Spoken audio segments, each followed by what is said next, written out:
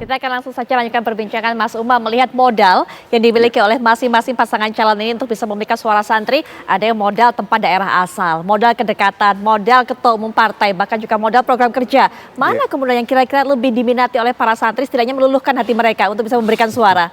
Memang tidak mudah karena semuanya cukup kompetitif Mbak Putri. Tapi kita perlu mencermati apa yang dilakukan oleh Gibran dalam konteks ini itu adalah bagian dari upaya preemptive strike di dalam konteks menyampaikan visi atau misi atau dalam konteks ini adalah kinerja apa yang akan ditampilkan di Pilpres nanti.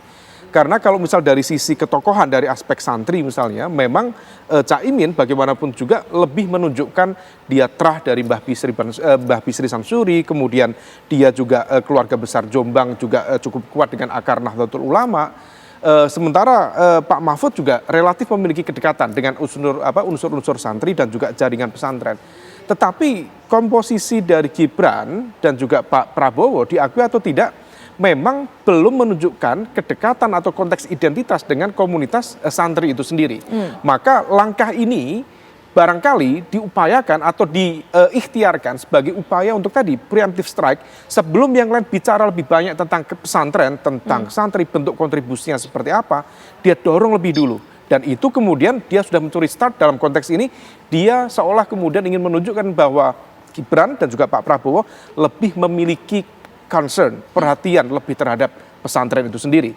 Nah, di level itu tentu ini menjadi kabar gembira, meskipun di saat yang sama sejumlah catatan juga harus dihitung betul.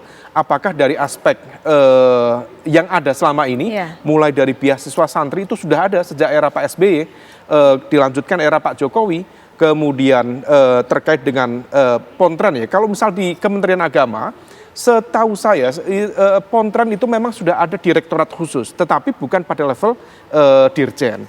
Tetapi apakah kemudian diletakkan pada nomenklatur yang lebih tinggi misalnya menjadi dirjen, apakah kemudian akan menjadi titik beda signifikan? Tentu beda, tetapi concernnya relatif tidak jauh berbeda. Nah, kemudian di sisi yang lain kita juga perlu melihat apakah kemudian dengan dana abadi itu konteksnya seperti apa? Apakah endowment fund seperti di global universities pada umumnya yang kemudian sebenarnya itu diberikan untuk menjadi saving dalam arti menjaga bagaimana sirkulasi kegiatan operasional dan lain sebagainya. Tetapi harus dijaga betul bagaimana kemudian akuntabilitas karena ini uang negara, bukan uang milik privat. Nah, seringkali dalam konteks pesantren ada kesulitan untuk membedakan mana privat, mana domain privat dan mana domain publik. Nah, di dalam konteks ini siapapun, apakah Gibran, Caimin atau Pak Mahfud, kalau mencoba untuk meyakinkan mengakumulasi kekuatan dukungan santri dengan menggunakan konteks anggaran terkait dengan dunia pesantren, maka harus diklirkan dulu.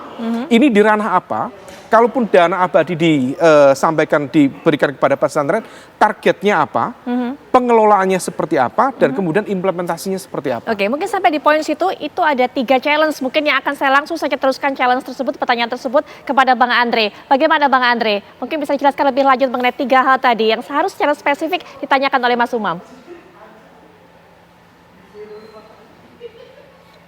Jadi, mohon maaf saya tadi ada urusan sedikit. Gimana Putri? Ya, baik. Tadi kemudian harus lebih spesifik lagi seperti apa sebenarnya secara teknis mengenai dana abadi para pesantren ini digunakan untuk apa ataupun juga akuntabilitasnya seperti apa. Nah, itu bagaimana kemudian nanti pelaksanaannya?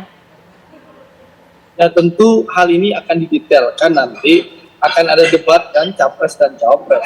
Tentu Capres dan Cawapres kami akan menjabarkan secara detail dengan angka-angka, dengan program yang lebih rigid tentunya.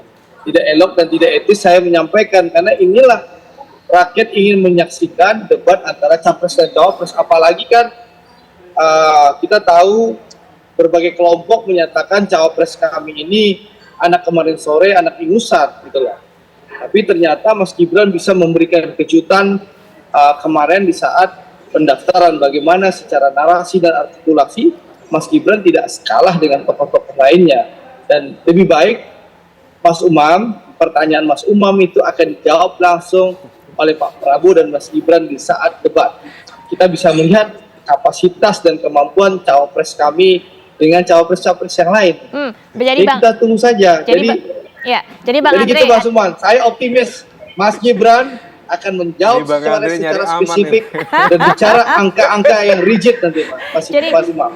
Bang Andre, adanya program itu sebenarnya bukan hanya untuk bisa menggait para santri atau suara para santri, tapi juga pembuktian dari Mas Gibran. Begitu, upaya meyakinkan dari Mas Gibran. Begitu Bang Andre.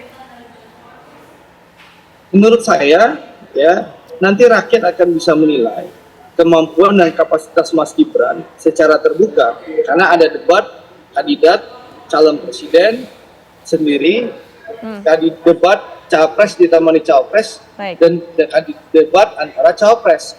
Kita bisa menilai ya apakah pilihan Pak Prabowo itu salah atau tepat. Tapi kalau saya ditanyakan, pilihan Pak Prabowo tepat, dan itu nanti akan dibuktikan pada debat calon wakil presiden. Sehingga orang yang underestimate kepada Mas Gibran nanti akan bicara, wow, ternyata Mas Gibran memang luar biasa. Tidak salah pilihan Pak Prabowo.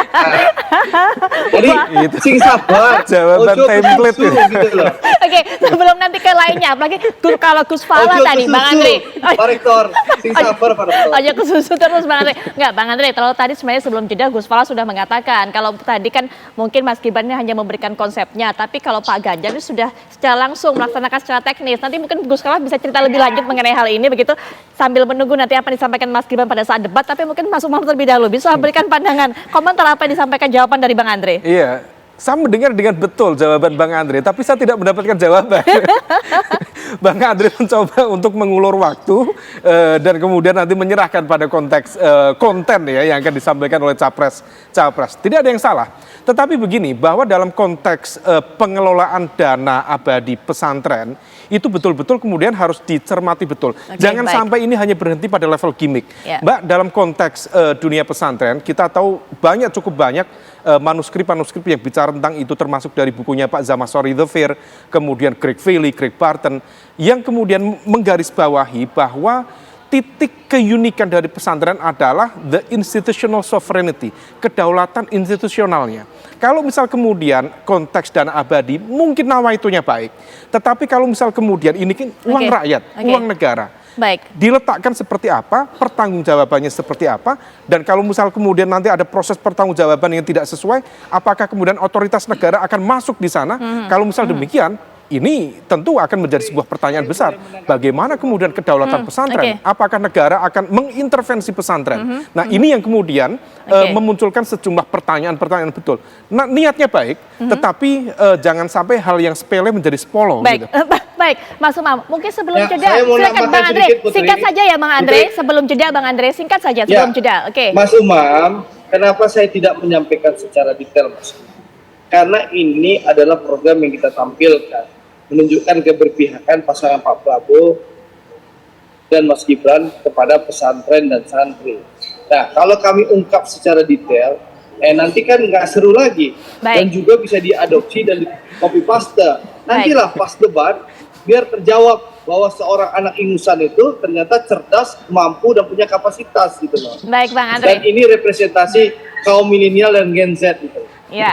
Iya, baik. Dari calon yang muda, kalau kata Bang Andre, klaim Bang Andre punya sesuatu yang kejutan untuk bisa menarik suara santri. Nanti mungkin Gus Fala juga bisa beri pandangan, karena tadi Gus Fala mengatakan kalau Pak Ganjar mah soal action sudah lebih dulu mengenai hal ini. Kemudian Pak Huda juga bisa berikan pandangan mengenai hal ini, termasuk juga Mas Umam katakan ini jangan hanya sekedar janji ataupun juga gimmick politik. Sesaat lagi kita akan bahas lebih lanjut, kami segera kembali.